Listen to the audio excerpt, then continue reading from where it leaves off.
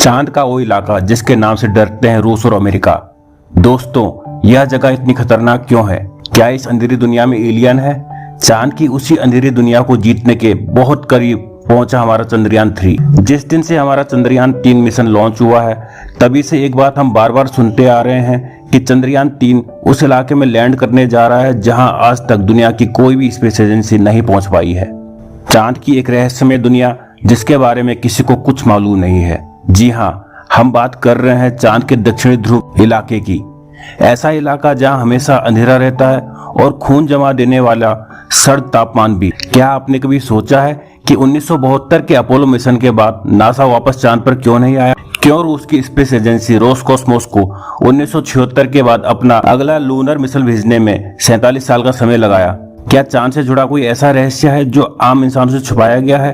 आज के इस वीडियो में हम चांद की अंधेरी दुनिया के इन्हीं रहस्यों को समझेंगे और साथ ही आपको ये बताएंगे कि चंद्रयान 3 को इस इलाके में लैंड कराने के लिए क्या खास प्लान बनाया है। इसलिए वीडियो को अंत तक जरूर देखिएगा। दोस्तों, जैसा कि आप सभी जानते हैं कि चंद्रयान 3 ने 14 जुलाई 2023 के दिन श्रीहरिकोटा के सतीश धवन स्पेस सेंटर से अपनी लंबी उड़ान भरी थी और उस समय से सभी मुश्किलों को पार करते हुए चांद की आखिरी ऑर्बिट में यह पहुंच चुका है। अब आगे इसके लैंडर की डीऑर्बिटिंग की जाएगी और धीरे धीरे 23 अगस्त की शाम में यह चांद के दक्षिणी ध्रुव पर लैंड कर जाएगा। लेकिन दोस्तों, यही आखिरी पड़ाव इस मिशन का सबसे मुश्किल पार्ट होने वाला है। यहाँ तक हमारा चंद्रयान 2 भी इसी स्टेप पर आकर फेल हो गया था। लेकिन सवाल यह उठता है कि चांद की दुनिया इतनी खतरनाक क्यों है? आइए इसे थोड़ा गहराई से समझते हैं। दोस्तों, हमसे 3,84,400 किलोमीटर की दूरी पर मौजूद चंद्रमा हमारी पृथ्वी की एक नेचुरल सैटेलाइट है। धरती से देखने पर यह हमें भले ही गोल नजर आता हो, लेकिन हकीकत में ये भी पृथ्वी की तरह थोड़ा अंडाकार है। चांद का वायुमंडल थोड़ा पतला है और यह हीलियम, ऑर्गन, सोडियम और पोटेशियम से मिलकर बना है। दोस्तों, चांद पर पानी भी मौजूद है जिसकी खोज साल 2009 में हमारे चंद्रयान 1 ने की थी। लेकिन ये पानी पृथ्वी की तरह लिक्विड फॉर्म में नहीं है, बल्कि चांद पर यह बर्फ के छोटे छोटे कणों में मौजूद है। आपको शायद इस बात पर यकीन न हो, लेकिन चांद हमारी नींद में भी असर डालता है और ये बात एक रिसर्च से साबित हो चुकी है। दरअसल आज से 10 साल पहले स्विट्जरलैंड के बेसल विश्वविद्यालय में ये खोज की गई थी कि अमावस की रात लोग ज्यादा गहरी नींद सोते हैं, जबकि पूर्णिमा की रात उन्हें नींद इतनी अच्छी नहीं आती है। अब इसकी वजह क्या है? यह सवाल अभी भी वैज्ञानिकों के लिए एक रहस्य बना हुआ है। आपने बहुत बार ये सुना होगा कि चांद पर बहुत बड़े बड़े गड्ढे मौजूद हैं, लेकिन इन सभी में सबसे ज्यादा बड़े और गहरे गड्ढे चांद के दक्षिणी ध्रुव पर ही हैं। इस इलाके में गड्ढों की गिनती भी सबसे ज्यादा है।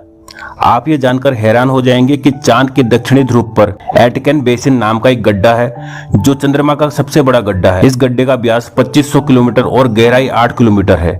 यानी इस गड्ढे के अंदर एक के ऊपर एक 110 कुतुब मीनार खड़ी हो सकती हैं। दोस्तों, और ये सिर्फ चांद ही नहीं बल्कि हमारे सोलर सिस्टम का सबसे बड़ा गड्ढा है। दोस्तों, चांद की दक्षिणी ध्रुव ऐसे ही खतरनाक गड्ढों से भरी हुई है। इन गहरे कुओं में करोड़ों साल से सूरज की एक किरण तक नहीं गई है। ऐसे में कोई नहीं जानता कि यहाँ कौन से रहस्य छिपे हुए हैं। वैज्ञानिकों का अनुमान है कि चांद के इन गड्ढों के नीचे बेशुमार पानी छुपा हुआ हो सकता है, या फिर ये भी हो सकता है कि हमें कुछ ऐसा मिल जाए जिससे ये पता चले कि दूसरे प्राकृतिक संसाधन जैसे सोडियम, मरकरी, मीथेन और अमोनिया वगैरह का खजाना यहीं। लेकिन ये सिर्फ अनुमान है और इसके बारे में निश्चित रूप से कुछ नहीं कहा जा सकता। यही वजह है कि हमारे इसरो के वैज्ञानिकों ने अपने चंद्रयान 3 को चांद के इस खतरनाक इलाके में भेजने का रिस्क उठाया है।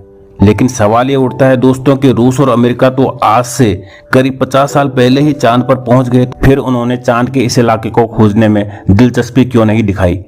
क्या इसके पीछे कोई ऐसी वजह है जो हमसे छुपाई गई है? असल में दोस्तों, इस विषय पर दुनिया भर में कई कॉन्स्पिरेसी थ्योरी मौजूद है, जिसमें कुछ थ्योरीज को खुद नासा के एस्ट्रोनॉट्स ने ही जन्म दिया है। 1969 से 1972 के बीच अपने अपोलो प्रोग्राम के तहत नासा ने कुल 12 एस्ट्रोनॉट्स वैज्ञानिकों को चांद पर भेजा था और उनमें से कई एस्ट्रोनॉट्स चांद की इस अंधेरी दुनिया के बारे में हैरत अंगेज खुलासा कर चुके हैं। कुछ ने तो चांद पर एलियंस के मौजूद होने की बात भी कही थी और लोग कहते हैं कि नासा ने 1972 के बाद अब तक इसलिए कोई मून मिशन नहीं भेजा क्योंकि उसको चांद की दुनिया के ये गहरे राज पता चल गए थे। नासा की तरफ से इसकी वजह ये दी गई कि चांद पर ऐसा कुछ नहीं है जिसकी खोज की जा सके, इसलिए वो अब इस मिशन पर और ज्यादा पैसा बर्बाद नहीं करना चाहता था। खैर, सच क्या है ये हमें आज नहीं तो कल पता चल ही जाएगा। फिलहाल हमें इतना मालूम है कि इसरो वो पहली स्पेस एजेंसी है जिसने चांद के दक्षिणी ध्रुव पर जाने की कोशिश की है। भले ही रूस का लूना 25 हमसे कुछ घंटे पहले चांद के इस इलाके में लैंड कर जाए, लेकिन यहाँ पहुंचने की कोशिश हमारे वैज्ञानिक साल 2019 में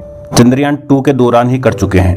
हालांकि वो मिशन पूरी तरह से सक्सेसफुल नहीं हो पाया था, क्योंकि चांद से केवल 2.1 किलोमीटर दूर चंद्रयान 2 का इसरो से संपर्क टूट गया था और एल्टीट्यूड मिस कैलकुलेशन के चलते इसका लैंडर चांद की सतह पर क्रैश हो गया था। दोस्तों, चांद के दक्षिणी ध्रुव को सिर्फ इसके गड्ढे ही इतना खतरनाक नहीं बनाते, बल्कि बेहद ठंडा तापमान भी इस जगह के भयानक होने की बड़ी वजह है।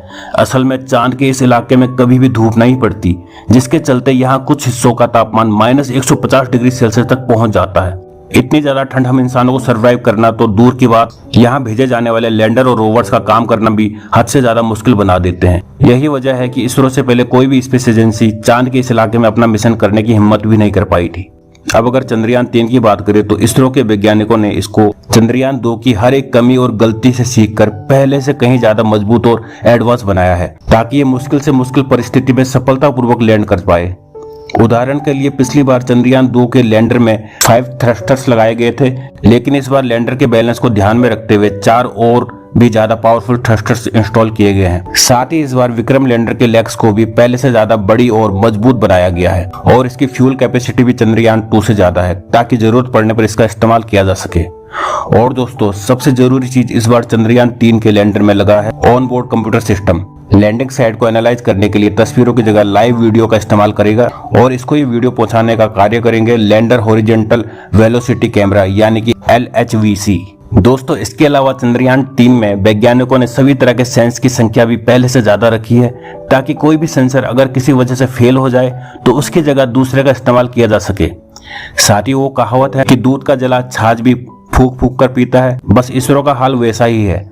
इस बार वैज्ञानिकों ने अपने तरफ से किसी भी तरह की कोई कमी नहीं होने की गुंजाइश रखी है और हर एक इक्विपमेंट को सर्दी, गर्मी और हर तरह के हालातों में टेस्ट करने के बाद ही चंद्रयान 3 में लगाया गया है। यहाँ तक कि वैज्ञानिकों ने उबड़ खाबड़ जगहों पर इसकी लैंडिंग का भी कई बार टेस्ट किया है। इन सब चीजों को देखते हुए ये कहना पूरी तरह से सेफ होगा कि 23 अगस्त के दिन शाम को करीब 5:47 पर हमारा चंद्रयान 3 सफलतापूर्वक लैंड हो जाएगा, जैसा कि इसरो का प्लान है।